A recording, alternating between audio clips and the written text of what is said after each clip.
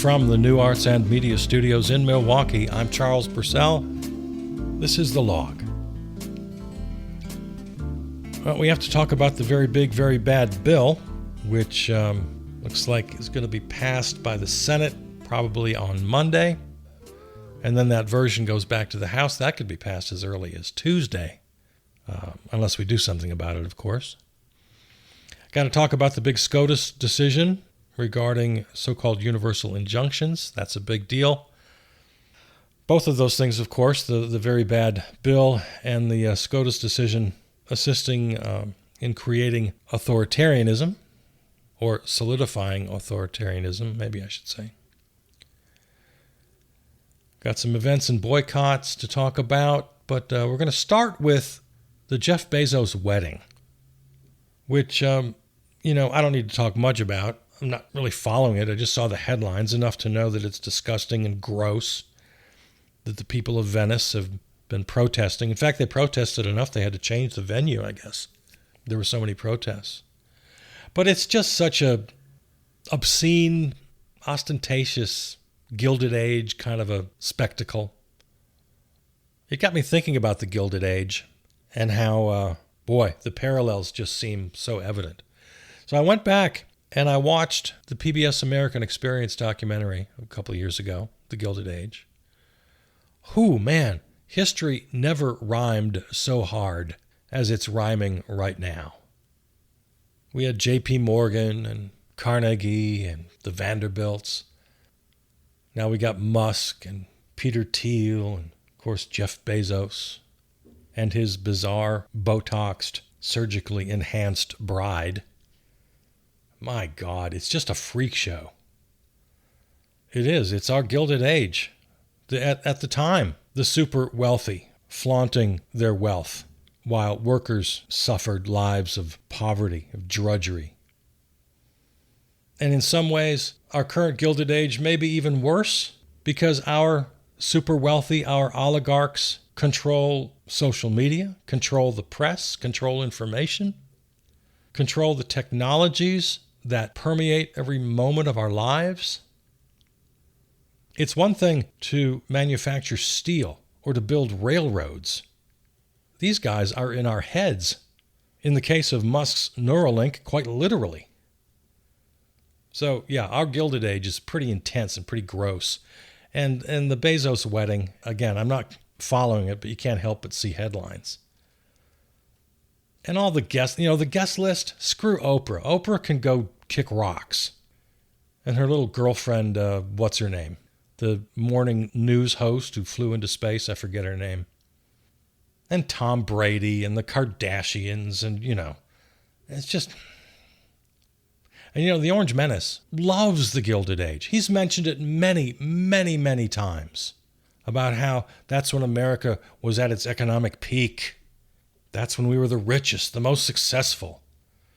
Never mentions the poverty wages. Doesn't mention child labor. Absolutely no worker safety regulations, people dying on the job, getting their arms ripped off. Never mentions the open bigotry of the time, the misogyny.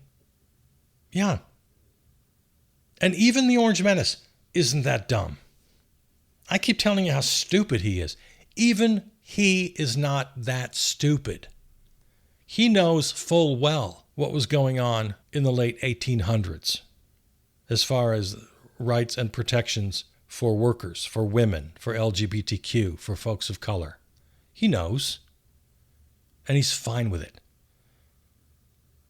There's always that, it's supposed to be kind of a gotcha question. We'll make America great again. What do you mean by again? When was America great? Well, he makes no secret about it. And in turn, his minions make no secret about it. Just openly racist, openly misogynistic now, openly homophobic, proudly so. So, yeah, I recommend PBS American Experience, The Gilded Age. Came out just a couple years ago. It's probably behind a paywall. I watched it on YouTube. It's free. I recommend it. It's a little depressing, but man, yep. I never saw history rhyming so hard. All right, we got to talk about the Supreme Court. They handed down a bunch of decisions. That's what they do at the end of their term. So now they've closed up shop for the year. They're off on their summer vacations. We'll see them again the first Monday of October. So yeah, they handed down a bunch of decisions. The two that made the biggest headlines, religious opt-out for public schools. The court ruled that public school districts must allow parents to opt their children out of lessons that conflict with their religious beliefs. So for example, any lesson that might feature an LGBTQ character or the teaching of evolution, those are the two kind of marquee issues.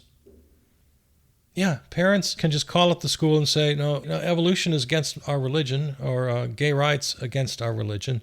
So find something else for my kid. And then the district is expected to find something else for the kid to do.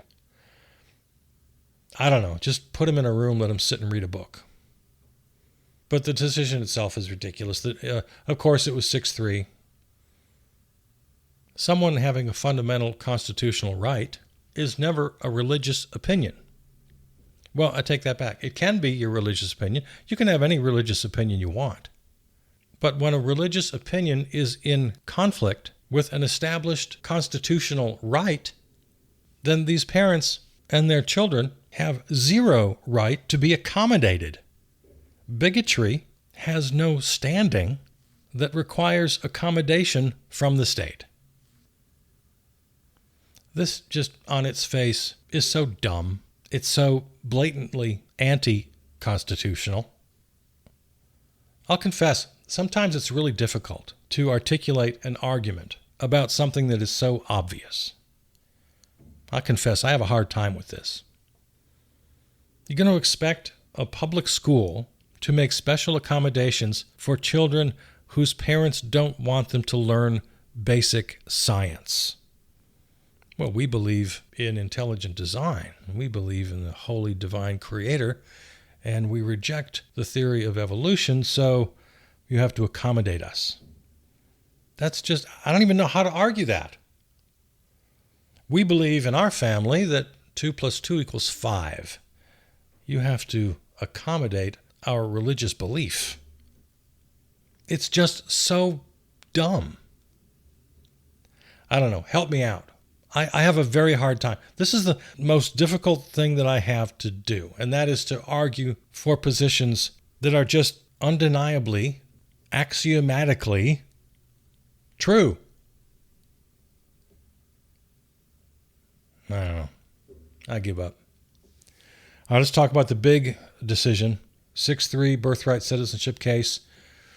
They didn't rule on birthright citizenship itself, which was crazy. Of course, the Orange Menace signed an executive order on his first day in office, reversing the constitutional right for birthright citizenship for any child born in the United States. Again, just not even an argument, not even close. Every thinking person, every court that's seen this thing, it's blatantly unconstitutional. Well, of course, if you're following the news here, the Supreme Court didn't rule on the question itself, which is crazy. They could have. It was within their right to make that ruling. They chose not to. They could have put an end to this. They could have just said, nah, this is crazy. Of course, birthright citizenship is established in both law and the Constitution. Of course it is. They could have ended it, but they didn't. What they did instead was they handed the Orange Menace the keys to the kingdom. What the administration asked for was a ruling on these so-called universal injunctions. One judge can't stop an illegal order. And to say for the millionth time, executive orders have no standing in law. Every goddamn one of them is illegal because presidents don't make laws. Congress makes laws. This is so fundamental. I don't know. I'm genuinely baffled at how we've even come this far in these arguments. Executive orders, every damn one of them is illegal, just by their very nature. So someone's going to have to explain to me how we even got to this point. Anyway, so now, okay, as I'm sure you've been watching the news, right? There are 94 judicial districts in the country. So without a universal injunction, in other words, if you can't stop an illegal law from taking effect across the whole country, you can only stop it in your district. Or even worse, and they're not even sure about this. The experts I'm hearing, they're not even sure about this. Some say that the stay, the stop order, will apply district-wide when a judge so orders. Or does the order only apply to the individual person who brought the case? Experts don't even know. It's not clear. So in the case of birthright citizenship, there are 22 states that have cases pending. They've sued. So after this 30-day wait period, I guess in those 22 states, babies born will still be U.S. citizens, but in the remaining 28 states that have not brought suits, any kid born in those states, not a citizen. So that's crazy. No explanation as to how any of this actually happens. Do you take the kid out of the mother, cut the umbilical cord, and put him on a plane to El Salvador? What's the deal? I don't understand. Is ICE going to be just waiting there in the delivery room to take the baby? Is that how it's going to work? It's insane. And of course, the most important thing of all is that every one of these lawless executive orders is now enforceable. They can't be stopped by a judge. So every illegal executive order, which will rightfully be challenged in the courts, as literally every one of his executive orders has been challenged in the courts because they're all illegal, while the court process continues and until there's a final win, which often could take years and years. You know how the court system works, and you know how the Orange Menace is so expert at exploiting it. So he can write any law that he and or Stephen Miller or Steve Bannon dream up, write it on one of the little fancy pants EO portfolios. He can smudge his big fat Sharpie signature onto it, and right away, it's law. Whatever they dream up, whatever they want, whatever they've already done. And all a judge can do is stop it from being enforced on the individual who brings it to court. So he signs an executive order that ICE can kidnap, detain, and then send anybody to Sudan. Well, wait, you can't do that. I'm a citizen. I'll take you to court. All right, take us to court. In the meantime, we continue. I'll get a judge to stop you. All right. Then we'll go get your neighbor. Everybody's going to need a lawyer now. Everybody. And not only a lawyer, but a legal fund to pay the lawyer. Just to protect your fundamental constitutional rights. Every single American citizen, every single person in America, regardless of their citizen status, every single person needs a lawyer and the money to pay for the lawyer in order just to protect their own fundamental constitutional rights. This is insane. This is absolutely insane. The right-wingers on the Supreme Court have lost their damn minds. Yeah, you want birthright citizenship for your kid? Nope, you got to sue for that. You want due process? You want equal protection under the 5th and 14th Amendments? No, they're executive orders that do away with that. You want to have a DEI office, a program in your private company? No, there's an executive order against that. You want to claim your right to asylum as an immigrant? Better get a lawyer. You want to claim your right to habeas corpus? Better have a lawyer. You want your right to free speech? Freedom of association? Freedom of assembly? Yeah, there are executive orders against that. Already signed. And if they slap you in jail, even if you get a judge to agree with you, it's not going to help the millions of other people who are in the same boat. Do we have millions of judges and millions of hours to bring every possible case to court? This is insane.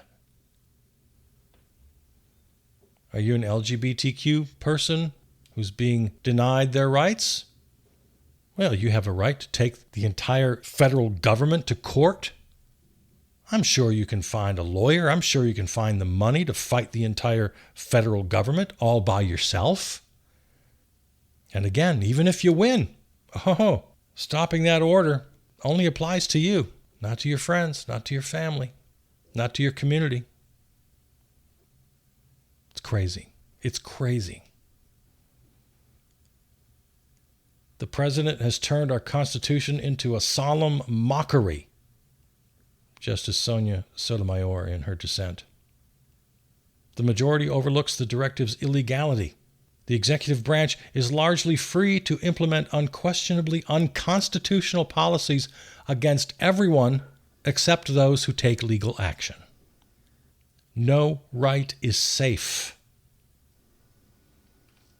Justice Ketanji Brown Jackson, reading her dissent from the bench, the Constitution was crafted to distribute the powers of a monarch across 3 branches of government to shield the American populace from overreach. These fundamental principles are strangely missing from the majority's ruling. The court's ruling is an existential threat to the rule of law. With profound disappointment, I dissent.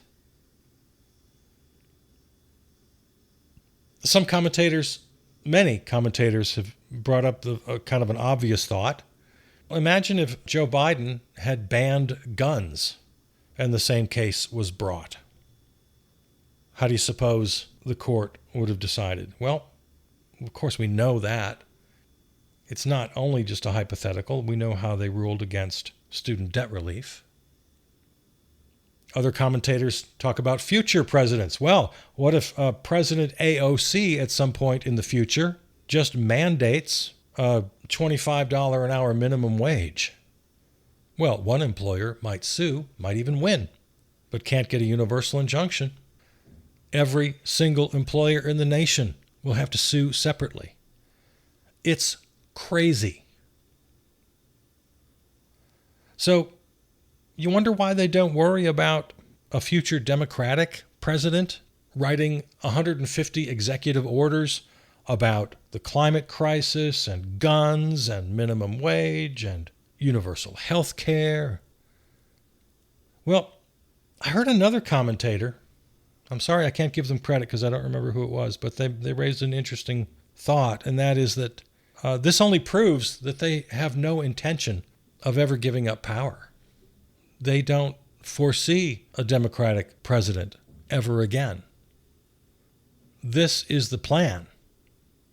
Permanent one-party rule. Why else would they take such a big risk of establishing this imperial presidency if they thought that President Josh Shapiro or President Gretchen Whitmer or President Gavin Newsom would have the same power in just a couple of years down the road? This commentator thinks, and I tend to agree, that they're counting on permanent one-party rule. There's never going to be a Democratic president again, ever. At least not in their lifetimes. Yeah, that sounds like an accurate analysis of the situation. It really does. That's where they are. They want one-party rule. They want to rule by fiat, not by legislation. Why? Because they can't pass legislation. They can't pass laws through Congress. You and I have talked about this many times. The whole far-right radical agenda, especially when it bumps into downright fascism. But forget about that. Take this back 50 years. Since Goldwater, the voters have rejected the far-right agenda. So they've given up on democracy. They know they can't pass laws through Congress. The voters hate the policies. And that brings us, of course, to the very big, very bad bill. And they might get this one over the line. Senate passed the go-ahead legislation late Saturday night. They're going to pass the bill itself probably on Monday, kick it over to the House. They could vote as early as Tuesday. So we got to get on the phones, all of us, see what we can do about this. And here again, talk about the will of the voters. This is a 60-40 at least. The voters hate the big bad bill, especially if you poll on the individual items, because there's just hundreds and hundreds. By the way, this is something where I agreed with Matt Gaetz. You remember Matt Gaetz, the horrible, horrible MAGA legislator who was booted out of Congress? Well, he was always yelling about regular order. Individual appropriations bills need to pass through committee hearings, go through floor debate, go through amendments, go through regular order, rather than relying on these last-minute massive omnibus spending bills.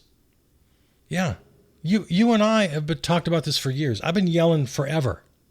One issue, one bill, regular order, through the committee, have hearings, have debate, offer amendments, regular order. Matt Gaetz used to yell his head off about this, and I always agreed with him. This is the opposite of that. It's nearly 1,000 pages. The final Senate draft was available to the senators just a couple of hours before they were expected to vote on it, late Saturday night. And as I said, the timeline is rapid here. It's how these things always go down. So the very big, very bad bill. Get on the horn to Congress, 202-224-3121.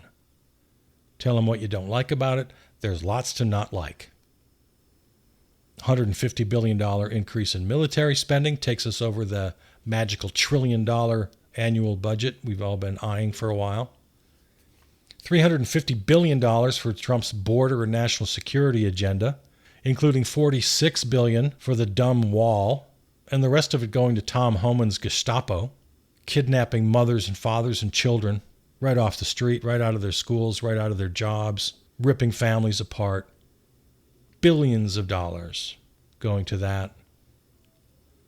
Any modest achievements by the Biden administration regarding clean energy, climate mitigation, stripped. Of course, we've all heard about the Medicaid cuts, the food assistance cuts. Bottom line, the poorest people get the shaft, the richest people get the most. It's the largest transfer of wealth in the history of the country, from the poor and the middle class to the obscenely wealthy, the Gilded Agers. According to analysis, the lower rungs of income earners, even with tax cuts, are going to lose on the deal because of all these cuts to social services. Middle income earners will maybe break even if they're lucky. They'll get a tax cut on paper, but it'll be more than offset by the loss of services and the very likely loss of health care for millions of people. Tens of thousands of people will die for lack of health coverage, for nursing homes and hospitals that will have to close because of the reductions in Medicaid payments. They're still defunding Planned Parenthood. One item deserved more attention, this termination of tax-exempt status of certain organizations. Yeah, the administration can just cherry-pick through organizations, nonprofits and such, and decide which ones they like and which ones they don't. And they can terminate tax-exempt status, which would, for many of these organizations, just put them out of business. They rely on that tax-exempt status. So there are 100 bad things about this bill, and the worst of them all is still the fact that it's a massive consolidation of power, away from the legislative, away from the courts, and concentrated in the new imperial presidency. Just on this bill itself, limiting debate, limiting amendments.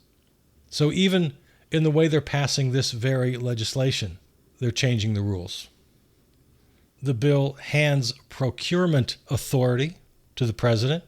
The federal government going to spend money? President decides. How much, who gets it? Administrative functions of all agencies now dictated by the president. Independent agencies and committees, the president may, by executive order, consolidate, transfer, or abolish any federal agency or office. Any state or local official who obstructs federal law enforcement action shall be subject to federal prosecution as determined by the Attorney General. So pretty much all state rights are gone. This is a fundamental number one priority of conservatives, right-wing, Republicans, forever. States' rights. Not anymore. Not if they conflict with the regime's agenda. States' rights are over. Funding and program control. The secretary of any particular department, under the direction of the president, shall determine eligibility criteria for all federal benefit programs. The president may waive or modify any statutory requirement for the administration of federal benefits upon a finding of necessity. This very big, very bad bill creates a king. Reduced congressional oversight. All provisions of this act shall take effect immediately upon enactment, and no separate vote or debate on individual titles or sections shall be required. Limitation on congressional review. No provision of this act shall be subject to review under the Congressional Review Act except as provided herein. This creates the imperial presidency, a king, a dictator. The Senate will likely vote on Monday. The House could vote as soon as Tuesday. The congressional switchboard phone number is 202-224-3121. Events and boycotts coming up. Call out sick on July 1st. Sick of Trump, sick of ICE. Call out sick on July 1st. We're not going to work on July 1st. We're calling in sick. The People's Union USA is sponsoring boycotts on July 4th. July 4th is a Buy Nothing Day. Universal economic blackout on July 4th. And then for the entire month of July, all of July, we're boycotting Amazon, Starbucks, and Home Depot. Amazon, Starbucks, Home Depot for the entire month of July. There was already a July 8th through 11th boycott scheduled for Amazon Prime. That's their Prime Day, July 8th through the 11th. So it's Boycott Crime Day, July 8th through 11th. 5051 was sponsoring that. So go ahead and make a special note of that, but also, again, People's Union USA recommending that we boycott the entire month of July. When you boycott, do it loudly. Make sure everybody knows, especially the companies themselves. And my advice is always make those boycotts permanent. The next big day, we all hit the streets on July 17th for our Good Trouble Lives On Day of Action. The late, great John Lewis, the civil rights activist and later representative in Congress, always asked us to make good trouble. So we'll do that on July 17th. Go to your sources, go to your organizations, People's Union USA, 5050.1, Indivisible, Hands Off, Shutdown 315, No Kings. All right, that's it for today. Thanks a lot for listening. Talk to you again middle of the week. I'm Charles Purcell.